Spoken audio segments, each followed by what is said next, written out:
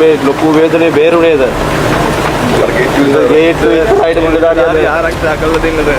Sir අපේ මේ නිලධාරීන් සර් ඉරකාරයෙන් වතුර යුගුරක්වත් බොන්නේ නැහැ සර්.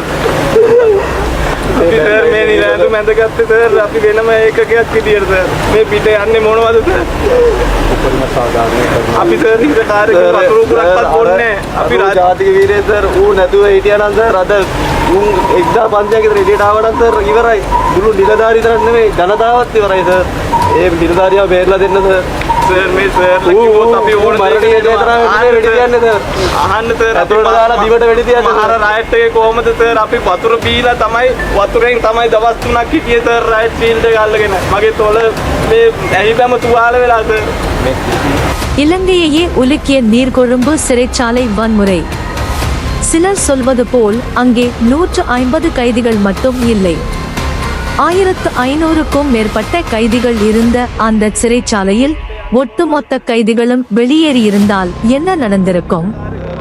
நினைத்து பார்க்கவே பயமாக இருக்கிறது அல்லவா? 1500 கைதிகள் கொள்ளளவு கொண்ட நீர்கொழும்பு சிறையில் கைதிகளுக்கு இடையே திடீரென ஒரு பயங்கர மோதல் வெடித்தது. நிலைமை கைமீறி போனதால் கைதிகள் சிறை கதவுகளை உடைத்துக் கொண்டு ஒட்டுமொத்தமாக வெளியே தப்ப முயன்றனர். அப்படிப்பட்ட ஒரு மரண பயம் சூழ்ந்த இக்கட்டான சூழ்நிலையில்தான் இந்த பாதுகாப்பு அதிகாரி தன் உயிரை பொருட்படுத்தாமல் ஆயுதத்தை கையில் ஏந்தி ஒற்றை மனிதனாக நின்றார். வன்முறை கும்பல் சிறையை தாண்டி வெளியே வராமல் தன் துணிச்சலால் தடுத்து நிறுத்தினார்.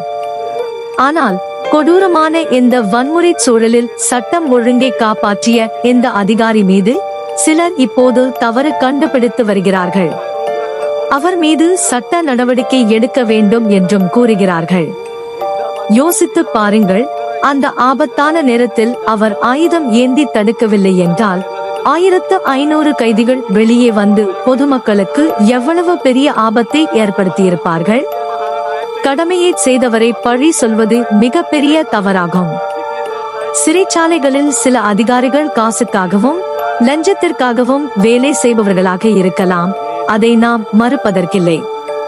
ஆனால் அவர்களை விட நம்முடைய இளம் சமுதாயத்தில் இந்த அதிகாரியை போல நாட்டுக்காகவும் மக்களின் பாதுகாப்புக்காகவும் உண்மையாகவும் நேர்மையாகவும் வேலை செய்பவர்கள்தான் இன்று அதிகமாக இருக்கிறார்கள்.